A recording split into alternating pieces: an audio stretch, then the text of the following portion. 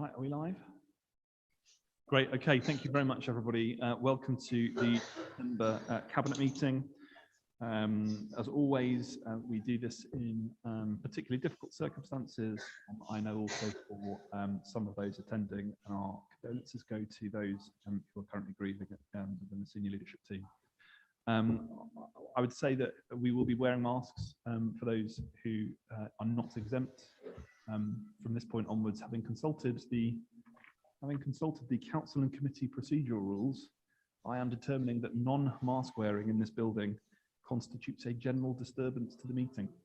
And if there is a general disturbance to the meeting, I will be insisting that those individuals leave the room. And with that said, we're going to go ahead straight into the cabinet agenda. So apologies for absence.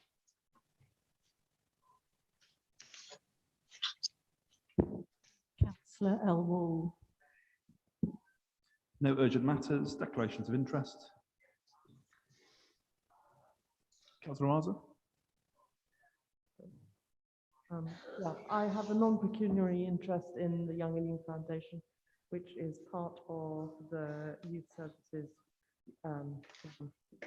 agenda item. I should have said you're allowed to take off your mask when you're speaking. That won't be a general disturbance. Absolutely. Let's do then. There are no matters to be considered right now. There is one matter that could be considered in private, and of course, I'd ask if anybody does wish to reach the gold papers, please let us know beforehand so that we can clear the gallery. Minutes of the previous meeting. Are there any corrections to the minutes? If there are no corrections, can they be agreed? Appointments to outside bodies. We do have an appointment in relation to the Broadway Living and Broadway Living RP Limited, which is the appointment, I believe, of Lucy Taylor as the shareholder representative. Is that agreed by Cabinet? Okay, so item number 7, budget strategy and MTFS for the next few years. Councillor Donna. Thank you, Chair. I won't dwell excessively on this paper. It will be very familiar, the vast majority of it, to those who remember the paper from the last quarter. As ever, the Council is required to produce what's described as a medium-term financial strategy in the absence of knowing what its income is going to be, even at the start of the next financial year, which I'm sure anybody watching will realise is extremely close now. In terms of timing, this meeting is particularly unfortunate because it's next week that we currently expect to hear the outcome of the local government settlement, which will enable us to know whether our current projections of the deficit for next year at 23.793 million will be improved, will be made worse, or will stay exactly as it is. What is absolutely certain, as certain as anything can be, is that the issue is not whether we will see an improvement. It's as to whether that improvement, whether the deterioration will be less than we have currently feared.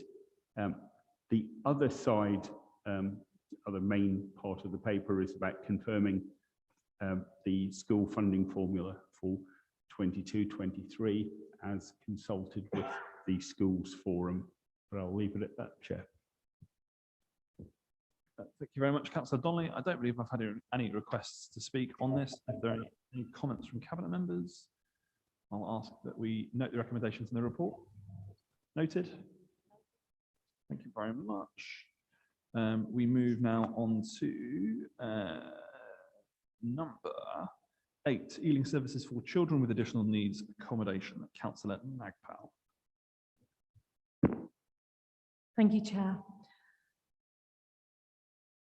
So the Ealing Service for Children with Additional Needs Accommodation is currently based at Carmelita House. The Council's existing lease on Carmelita House ends in May 2022.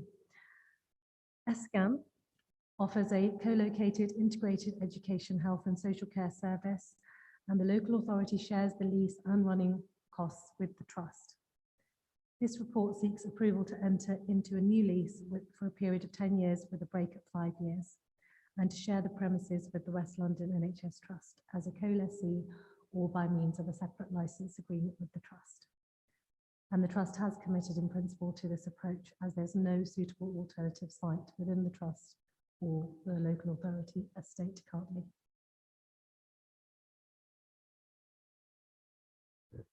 Thank you, and I believe we have a request to speak from Councillor Conti. Sorry, Malcolm, actually, who I believe is with us in hybrid. So, Councillor Malcolm. Yes, thank you, Councillor Mason. Yeah, I've got two questions. The second one relates to the confidential appendix, but I'm making sure I hopefully don't stray into it, if you get my meaning. So the first one is in relation to option 2.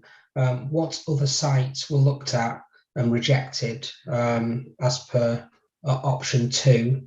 And then my second question relates to paragraph 3.9, which talks about the risks of going into option 3, but then not sort of coming out of it with an arrangement with the trust. So can I ask, to try not to stray too much into the confidential papers, how confident are you as the portfolio holder that this arrangement will go ahead if option 3 does proceed without leaving the arrangements without the trust being involved? Thank you, Councillor Malcolm. So firstly, our place property colleagues reviewed the cost of the lease alongside other similar sites and concluded that Carmelita House was very good value for money for a central Ealing location at approximately £22 per square foot. And that's in line or lower than similar properties in the area.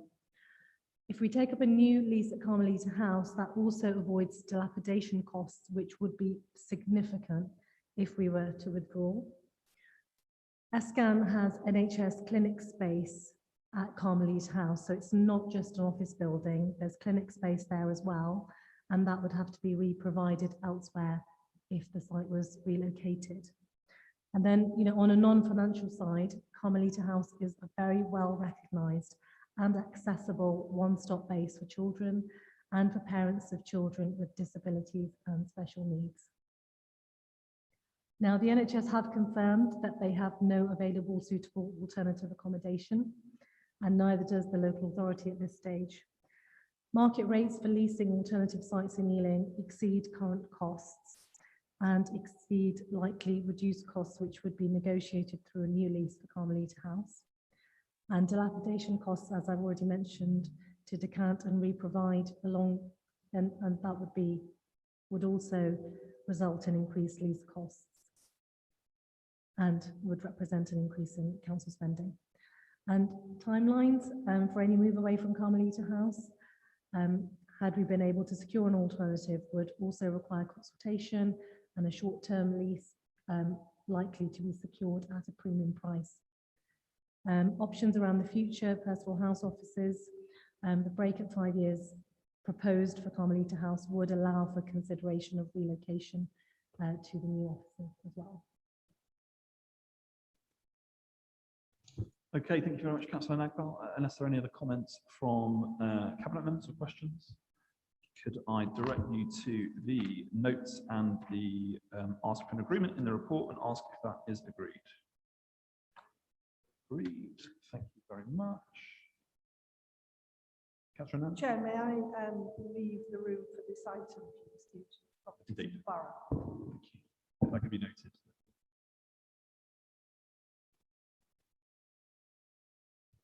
So, next agenda item, number 9, private rented sector licensing scheme renewal. Councillor Manro. Thank you, Chair. This is a very comprehensive report. It's got a large number of appendices, so I hope people have read them if they've got issues with them. But it has been a fairly robust piece of work, consultation carried out. COVID has affected some of it, so it's delayed. But what it proposes basically is a borough-wide additional HMO licensing scheme with a widened definition of eligible HMOs to include the smaller HMOs, which are not normally part of the scheme. And then secondly, a selective licensing scheme for all other privately held rented properties in 3 wards, which is East Acton, Southall Broadway, and Southall Green. This is, in the first instance, what this report is recommending. There will be a second report later on next summer to look at other wards that may have to come into a second sort of scheme. These wards have some of the worst property conditions in the borough, and as a result have had the most statutory notices issued. So therefore, I'm recommending this, but I know that we've got a question, so I'll wait for a question. Yeah, we do indeed. So Councillor Conti. Thank you. So I'm not objecting to we're not objecting to the scheme. There's just some questions around the enforcement issues in terms of the licensing. So obviously it's been running, the HMO license has been running for 5 years already. And just looking on Appendix 3, where the consultation document in terms of the evidence, in terms of the number of Category 1 hazards, the wards that it's been operating in already are still some of the ones with the highest number of hazards reported: Southall Broadway, Southall Green, etc. So it was just looking at the effectiveness of what the license so far over the last 5 years. I understand obviously there's been a number of statutory notices given out, etc. But overall, looking at how it's impacted the quality of the HMO and the housing within those wards, because according to the statistics given in the appendix, they're still the wards with the highest level of problems. So what more can be done in terms of how the licenses are implemented and enforced to ensure that actually we see in another 5 years' time that actually those wards still aren't the top 3 with a really high level, of the Category 1 hazard? That was my first question. The second one was about how we tackle the HMOs or the landlords who aren't coming forward. I know in the report it says that one of the issues is staffing, and through this you hope to increase the number of staff to be able to tackle or inspect properties that aren't coming forward. I'm just wondering what work's been done on that over the last 5 years, because probably the most conscientious landlords are the ones who are registering for the scheme, are registering for the license, and it's probably the most rogue landlords who aren't, and what enforcement action has already been taken. And I know, along with increasing staff, what else can be bolstered to ensure that the ones that probably are the most troublesome are actually getting inspected and are facing consequence to that? Okay, so it is a very difficult issue because many tenants will not report landlords because they're scared of losing their home, really, and it is a difficult issue. But Ealing has secured the second highest number of accredited landlords in London as part of this scheme. So we are very high up in London in terms of accredited landlords. We've granted over 10,000 licenses, properties visited over 5,000, license compliance checks over 3,700, warning letters issued over 5,000 or 6,000, and properties brought into compliance following receipt of a warning letter, 75%, service requests, complaints received over nearly 10,000, 9,931, housing and public statutory notices issued 642, civil penalties, which was adopted in May 2019, 44, prosecutions 8. So we have had very high levels of enforcement, but there has been, I will accept, there is a difficulty in recruiting staff to actually manage some of this process. So the new scheme is looking at how we actually get the resources in and actually recruit a team which not only covers these small 3 wards, but looks to cover the larger number of wards coming up in the summer. So we have a HR plan in action to try and recruit people up front to actually have the teams ready.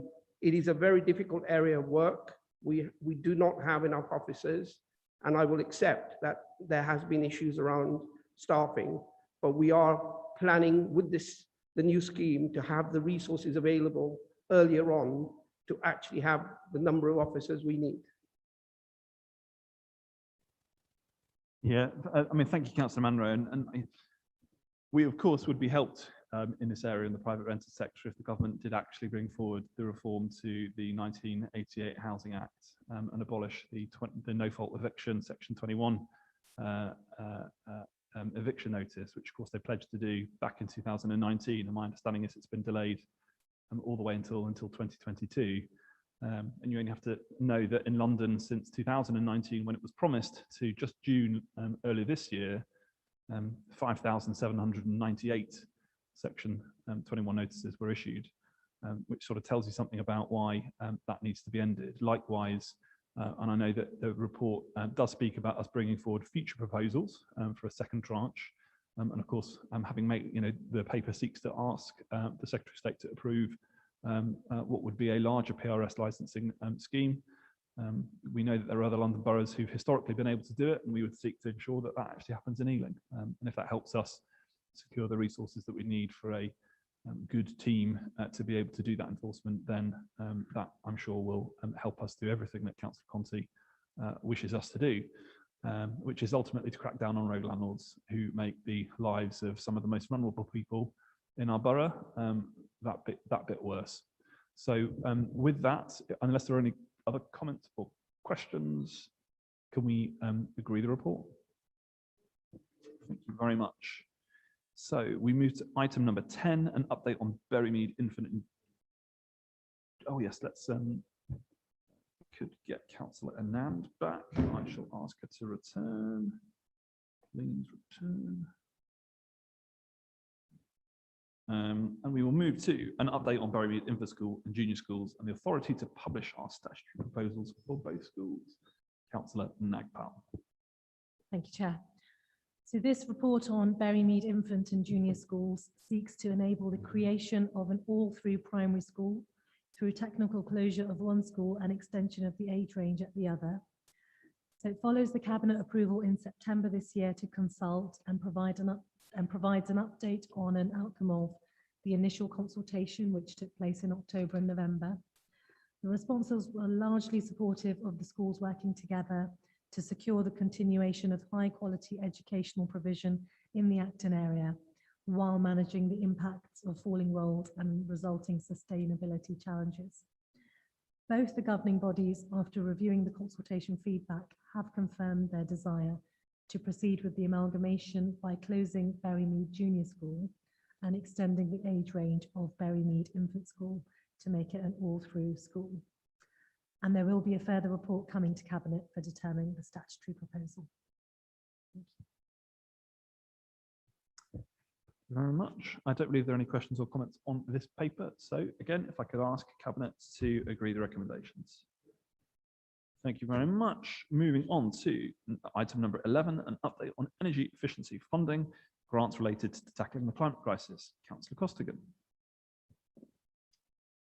Thank you, Chair. So this report is part of our climate action strategy, and what it seeks to do is to agree that we will add 15 million additional capital spend in relation to the Green Homes Grant Local Authority Delivery Scheme.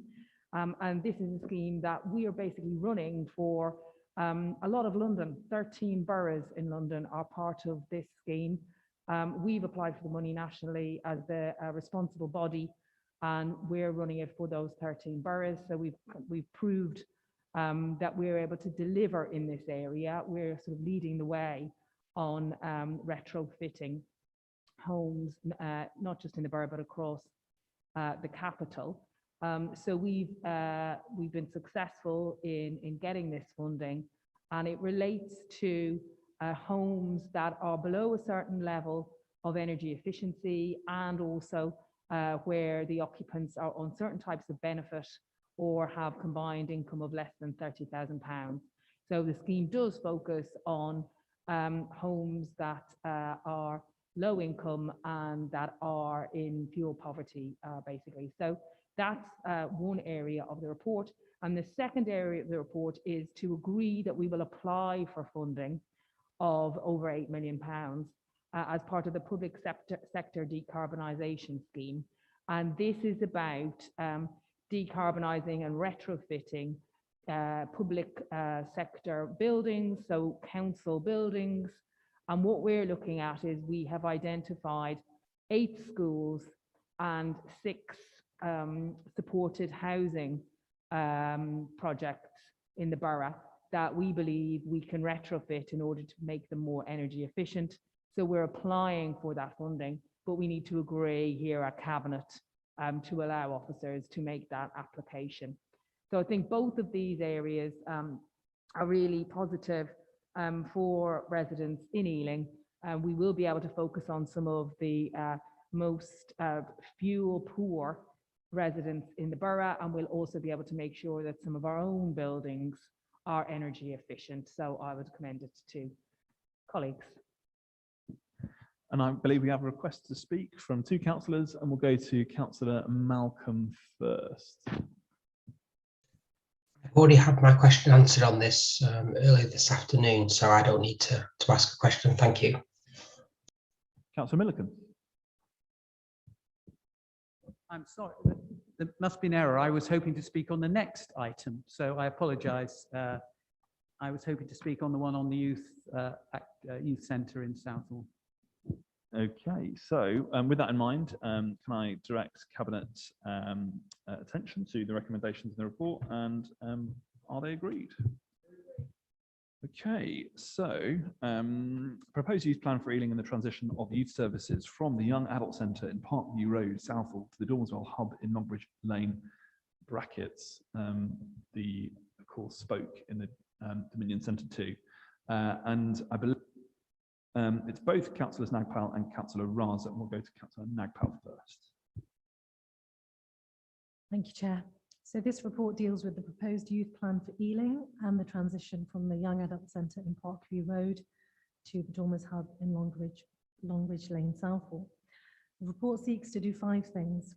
Agree in principle to permanently relocate youth services from the Young Adult Centre in Southall to a new purpose-built facility also in Southall. This will form part of a consultation process with both young people and the community as a whole.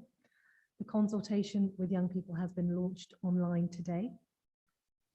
Pending the building of a new purpose-built facility to temporarily relocate the youth service from the YAC to Dormers Hub with a spoke facility at the Dominion Centre. To seek funding and undertake the necessary works to upgrade the Dormers Hub from a play centre facility to one that better meets the needs of young people, and to also upgrade the facilities at the Dominion Centre, which would of course also benefit those who already use the centre. To formally pledge to young people that they will be involved in the design of the new purpose-built facility, likely completion timeline of 3 to 5 years. And finally, to inform members of the broader and comprehensive youth plan and how we will continue to deliver services to young people across the borough.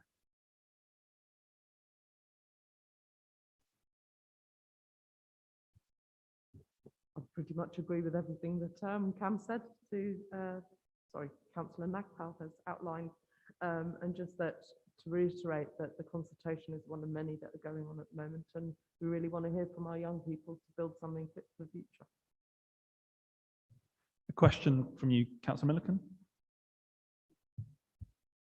Yeah, thank you, Leader. Appreciate the opportunity, and thank you, Councillor Nagpal, Councillor Raza, for your comments. I had a number of questions, and as Cabinet will remember, this was the subject of a petition at a recent council meeting. So a number of questions really. Paragraph 7.1 says that there are no known implications with the move to Dormerswell's Hub. So I'd like to understand what those why there are no implications. It seems to be slightly stretching the truth a little bit there. My understanding is that it's in the inverted commas wrong postcode, is my understanding. And from what I've been told from the researches I have made, I'm not sure quite how many young people will come there from other postcodes. I would like to understand about the consultation, because there has been a number of consultations already. There has been a very large petition, there's demonstration outside the town hall and so on. So it seems to me, and I'd like confirmation today that the decision has not already been taken, that you will move to the various sites. And I want to ask questions about that in a moment. So it seems to me that decisions have already been Councillor made. Milliken, I asked for I asked for confirmation that. Councillor Milliken, I'm the chair. Could you ask all of your questions in one? I'm not going to give you an opportunity to come back. So if you could. Okay, yeah, I will go through all my questions. So around consultation, if you could clarify that. I'd also like to understand why it will take 5 years while effectively there will be no facility in Southall other than at the Dormers Wells hub, which I think we can perhaps appreciate is less than satisfactory. So why it will take 5 years, and why is the council prepared to spend £2.3 million on a new facility when it could renovate the existing centre for considerably less than that? And could I also ask what the park's view is, and you probably can understand where I'm coming from on this, to build on effectively green space, building on very valuable green space in Southall, and Southall Park is important. So could I understand, could I have answers to those questions, please, Leader? Okay, thank you. So Councillor Nagpal, feel free, I got about 6 there. Feel free to cover what you wish to cover, and then we might ask other cabinet members to contribute too. Thanks, Chair. So I did try to quickly type those, so I'll go through them one by one. So your question about wrong postcode, Councillor Milliken, the Dormers Wells Hub site is very close to the existing young adult centre. So I think that the users of the young adult centre will go down the road to the Dormers Wells Hub. Now, your question about there's been a number of consultations already. There was a consultation done with young people, but that was pre-COVID. And during COVID, young people want now, the world has changed and young people want different things. So this consultation, which has gone live today, and I would urge you to have a look at it online, it asks different questions. It asks young people for their views about what they want in a new youth centre. And, we've spent quite a lot of time going through it and making it, young people friendly. So please do have a look at that. About the fact that the decision hasn't already been taken. I mean, this is a 12-week consultation. It asks lots of questions of young people about what they want to see in a new youth centre. It also asks the young people and the community, anyone who wants to participate, about where they would like the youth centre to go. So I know you've spoken about green space. The park is one place in Southall where it could go. It could also go at the Peabody development on the green, which is an option there. But the third option is other, and there's a box where you can, the community can tell us where they think a facility like this should go, and we welcome everyone's ideas.